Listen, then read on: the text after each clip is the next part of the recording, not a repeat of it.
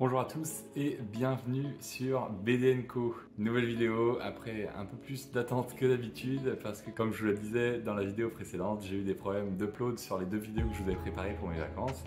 Et puis en arrivant au Canada, je me suis rendu compte qu'en plus les fichiers étaient morts, donc je vais devoir les retourner. Donc vous aurez une review normalement de Tananarive et de Katenga dans les prochaines semaines, voire mois.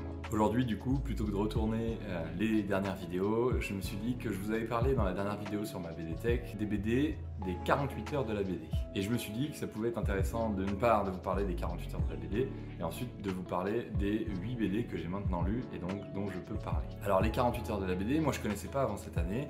Et en fait, c'est un événement qui dure 48 heures, forcément en France. Ça se passe le 1er et le 2 avril. Et on va retrouver plein de BD, normalement il y en a 15, qui sont toutes à 2 euros. Donc que ce soit des BD franco-belges ou des mangas, et même parfois des essais un petit peu comiques, comme Putain de chat, eh bien tout est à 2 euros. Et en fait, l'idée c'est de présenter des séries pour pas cher et pour aussi forcément présenter des séries intéressantes et donc les gens vont acheter la suite des tomes. Moi personnellement j'en avais acheté 8 et je vais vous les présenter aujourd'hui. Je pense que je continuerai au moins 3 d'entre eux. Allez, sans plus tarder, je vais commencer tout de suite par la première BD, Sixteen. Alors Sixteen c'est une BD dont les dessins et l'histoire sont assez enfantins quand même. On suit l'histoire d'une petite fille qui s'appelle Sixteen et qui voit, elle en tout cas c'est l'unique personne à le voir, 3 pirates à qui elle arrive à parler, qui arrivent à lui donner des objets et à un petit peu interagir avec elle, mais c'est la seule qui les voit et qui les entend, etc. L'idée de la BD, je l'ai trouvée vraiment sympa, on dirait un peu une comptine pour enfants. C'est vraiment une BD qui, par exemple, j'ai voulu la lire à mon neveu parce que c'est vraiment une histoire qui est sympathique, c'est assez simple, les dessins sont jolis, la petite fille est vraiment sympathique aussi, donc on a envie de le présenter aux enfants et puis qu'ils s'imaginent en elle entre guillemets. Mais je n'irai pas jusqu'à acheter les autres tomes. En tout cas, tant que j'ai pas d'enfants, je me vois pas encore acheter les autres tomes. J'ai déjà beaucoup trop de BD à acheter qui me tentent plus que celle-là, mais en tout cas c'est quand même une bonne BD. Donc si vous avez des enfants, je pense que je peux vous la conseiller. Au moins acheter le premier tome qui est toujours à 2 euros sur la plupart des sites. Et ensuite, voyez si ça vous plaît et si ça plaît à vos enfants. La deuxième BD que j'ai lue, c'était Putain de chat. C'est une BD qui est un petit peu à la manière de certaines BD dont je vous avais parlé, qui sont un peu des moments du quotidien, des tranches de vie, etc. Mais là, l'idée, c'est de faire des tranches de vie avec votre chat. Donc c'est comme si le chat parlait, le maître ne le comprend pas bien entendu, mais on voit un petit peu le point de vue du chat qui est un peu ingrat avec son maître, bon, un peu comme les légendes le veulent, le chien très gentil et le chat complètement ingrat. Et c'est assez rigolo, c'est assez sympa. Moi j'ai pas de chat donc je pense que je m'y projetais un petit peu moins, mais je pense que pour les gens qui ont des chats ça peut être vraiment rigolo, ça peut être très sympa. Apparemment ils font la même chose pour les chiens. Moi j'ai un chien, vous l'avez peut-être parfois vu passer derrière. Et du coup je me demandais d'ailleurs si j'allais pas acheter celle sur les chiens pour voir si ça me plaisait. Mais bon, sachant le prix de ces choses-là, pour le moment c'est vraiment des tout petits livres, etc. Donc moi j'ai pas fait le pas d'acheter celle sur le chien et puis celle sur le chat je la continuerai pas, mais je pense que pour les personnes qui aiment ce genre de BD tranche de vie et qui ont un chat, ça peut vraiment un peu plus les toucher. Ensuite, la troisième BD que j'ai lue, c'est Nin, et pour le coup, je suis assez tombé dans le charme de la BD. C'est-à-dire que c'est une BD qui est décidée d'une manière assez simple, je dirais, mais les couleurs sont vraiment touchantes. Les dessins font un peu penser à la pochette de l'album de Gorillaz. Je sais pas pourquoi, peut-être que ça n'a aucun rapport, mais moi ça me faisait penser un peu à ça, ce côté pastel je pense. Et c'est une histoire qui se passe à Paris, donc pour les gens qui habitent à Paris ils peuvent aussi s'y un petit peu immerger.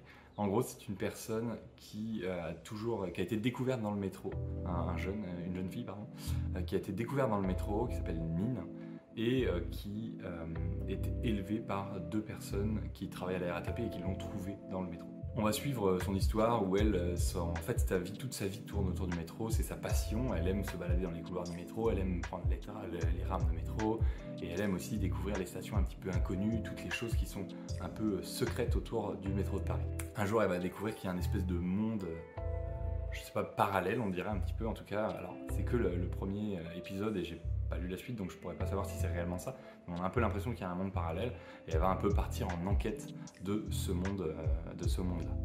Je peux pas spoiler, donc je vais pas dire la suite de l'histoire. C'est une histoire qui m'a bien plu, sur laquelle je pourrais vraiment m'attacher et que je pourrais continuer. Mais pour le moment, comme je disais, j'ai trop de BD à suivre et donc j'ai fait le choix de la mettre hors des 3 que je souhaite continuer. Pour les 5 dernières, il faut savoir que c'est 5 BD qui m'ont beaucoup plu. J'ai fait le choix d'en garder que 3 à continuer pour une question de budget tout simplement. Mais c'est vraiment toutes des bonnes BD, en tout cas des BD sur lesquelles j'ai assez accroché. Et la 5e, c'est Samouraï. Et Samouraï, c'est une BD qui est vraiment sympa, qui est dessinée d'une manière assez fine. Les traits sont très fins, un petit peu à la japonaise d'ailleurs. On reste dans ce côté très samouraï, dans les idées des artistes un peu japonais, donc des traits assez fins. Par exemple, on voit les poils de barbe qui sont vraiment très fins, très détaillés au niveau du trait. Et c'est une histoire, en tout cas dans le tome 1, qui est assez simple. On va avoir un petit peu à la manière de Hoko, la BD de Hub, un samouraï qui va un peu se balader, être un peu mystérieux, on va dire, et qui va un peu suivre une quête autour d'un espèce de culte un peu sombre. Alors on n'en apprend pas énormément dans le tome 1, on apprend juste un peu à connaître le personnage et les gens qui vont l'entourer lors de cette quête, mais on n'apprend pas énormément de choses sur l'histoire. C'est une BD qui est assez envoûtante, on a envie de continuer. Moi ça m'a énormément rappelé Hoko quand même au niveau de l'histoire, ce côté secte, culte, ce côté un peu mystique, que ce soit autour de l'histoire, mais aussi autour du samouraï principal. Alors c'est aussi une BD qui a beaucoup de tomes, je crois qu'il y en a 15, qui sont en 3 cycles différents, et il me semble de mémoire qu'il y a eu un sorte de cycle pré-histoire et il voudrait en faire un après, d'après ce que j'ai compris. Une des raisons notamment de pourquoi je voulais pas la continuer, en tout cas pas tout de suite, c'est parce qu'il y a 15 livres à acheter. J'ai déjà beaucoup de séries en cours, donc c'est un peu compliqué d'avoir tout d'un coup. La 4e BD que j'ai lue, c'est Marshall Bass. Marshall Bass, c'est un western et c'est tiré d'histoires vraies. Donc c'est pas juste une histoire, mais on va suivre un personnage principal, donc le Marshall Bass, qui est en fait le premier marshal noir aux États-Unis. Alors ça, c'est tiré d'une vraie histoire, la vraie histoire de ce Marshall Bass. Et on va donc le suivre dans ses aventures. On le suit notamment dans la première épisode, forcément dans une de ses aventures, comment il est devenu marshal. Alors, dans l'histoire, ils expliquent que c'est tiré de plein de petites bribes d'histoires, de contes, de choses qu'ils ont entendues sur ce marshal et sur d'autres histoires, mais c'est surtout sur des histoires sur le Marshall Bass.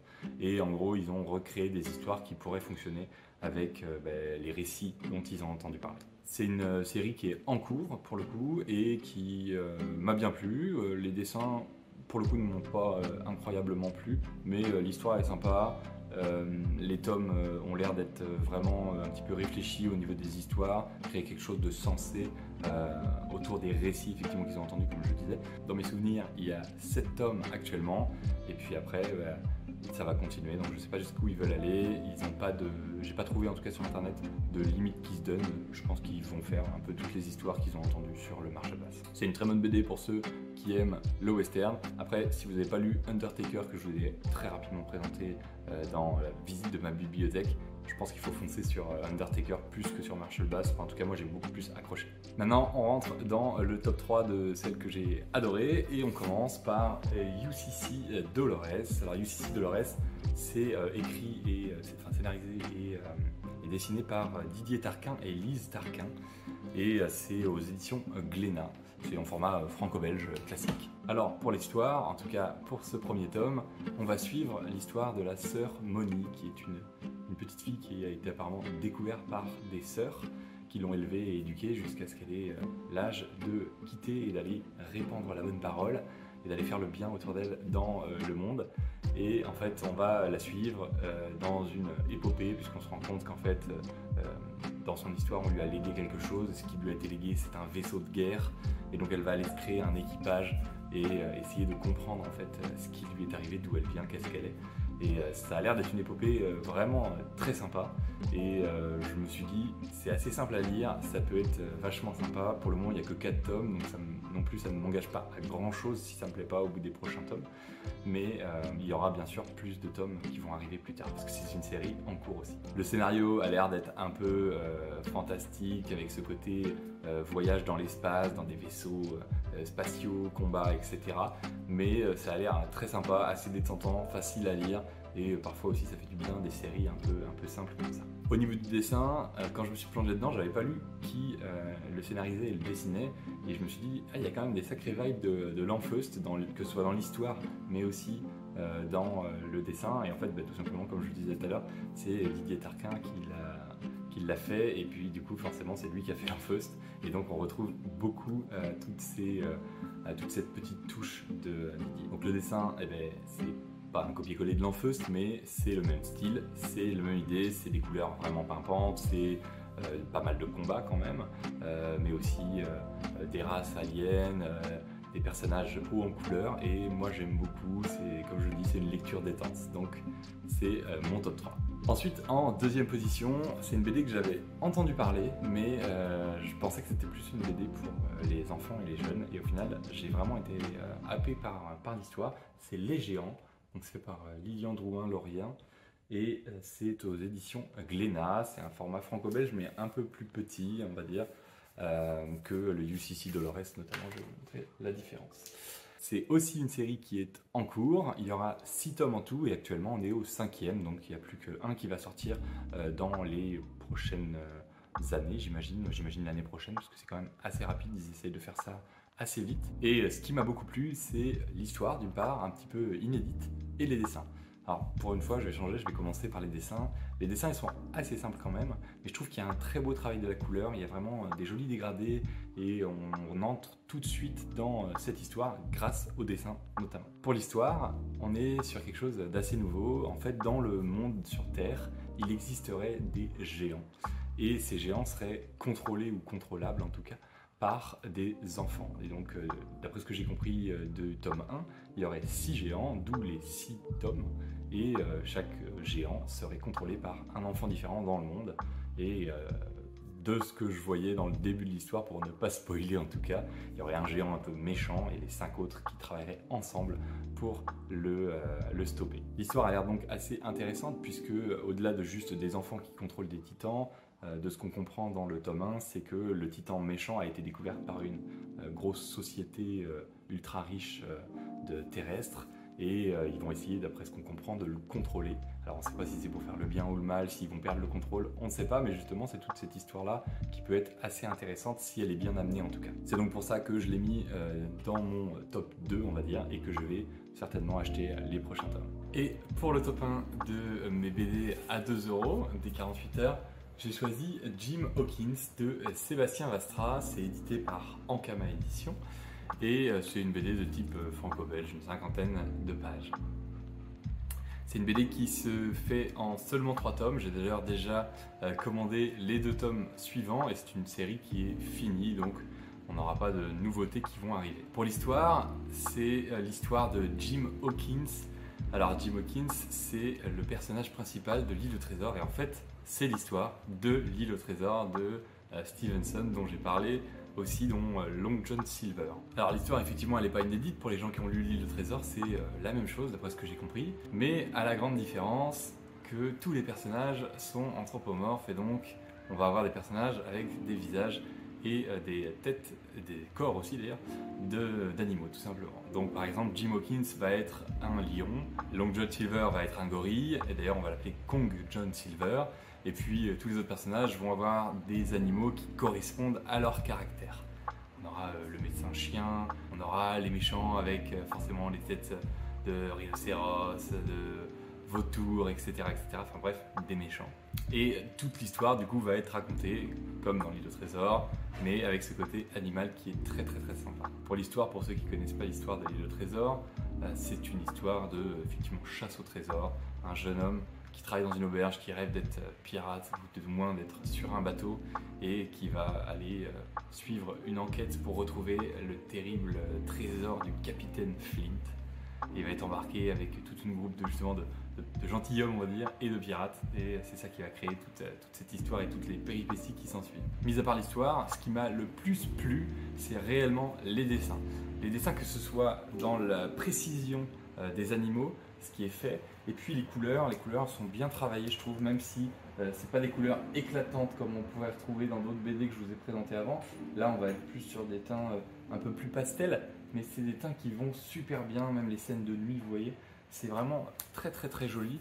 Et puis ce côté animal caractérisé dans ces personnages, moi ça me plaît énormément, vous verrez.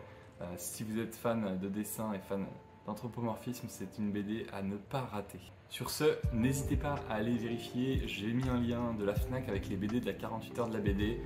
J'ai aucune affiliation, rien du tout, c'est juste pour vous. C'est encore les BD à 2 €, comme je le disais. Je ne sais pas s'ils ont encore beaucoup de stock, ça j'en ai aucune idée. Donc n'hésitez pas, s'il y a une des BD qui vous plaît, foncez et puis vous verrez bien si vous avez envie d'acheter les autres BD. Dans tous les cas, c'est que 2 € et sincèrement, pour de la BD, c'est pas cher du tout. En tout cas, de mon côté, je vous dis à dans 2 semaines. C'était BD & Co. Bye.